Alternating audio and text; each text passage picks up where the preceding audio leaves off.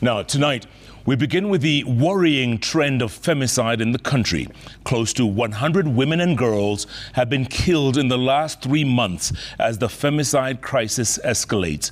The National Police Service and the Directorate of Criminal Investigation say the murder and manslaughter cases have been steadily increasing in the last 2 years, but vowed to tackle the problem. The police admission of the gravity of the situation came amidst calls for accountability and increased prosecution of perpetrators of these crimes. We begin our broadcast with our very own Brenda Wanga.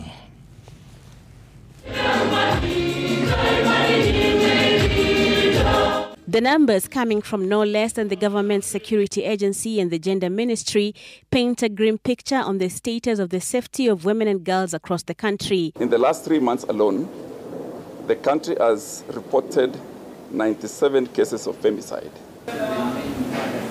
The National Police Service says the femicide cases are becoming more rampant, especially over the last 2 years. The troubling trend highlights the urgent need for focused actions and collaboration to tackle the widespread problem of gender-based violence in our society. The PS for Gender acknowledges that the changing societal realities are also contributing to those worrying numbers.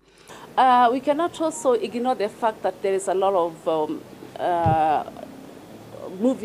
movies are watching and everything, and people think that life is not sacred. It's so simple just to kill just like that. So I think that is another reason, and people are stressed generally. You'll agree with me that economically we are not where we should be.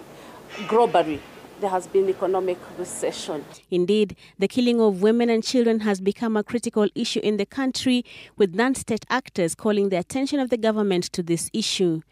The President should officially declare femicide a national crisis and a disaster, assuring the public that his administration is working actively to protect women and girls across the nation. According to statistics from the African Data Hub, the number of femicide cases have been growing, moving from 20 in 2016 to a peak of 95 in 2018 and 75 last year. The police numbers, however, indicate that this could be the worst year yet for women and girls as far as femicide is concerned. The police say they are handling the reported cases according to the law. The motive is purely crime.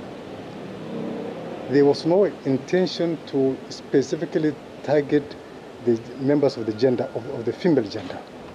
So it was purely a criminal activity.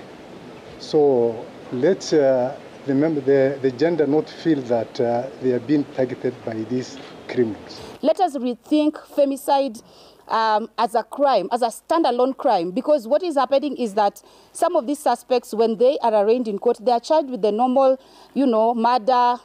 At the same time, the police say they are still on the hunt for the prime suspect in the Quarry murders, Collins Jumaisi.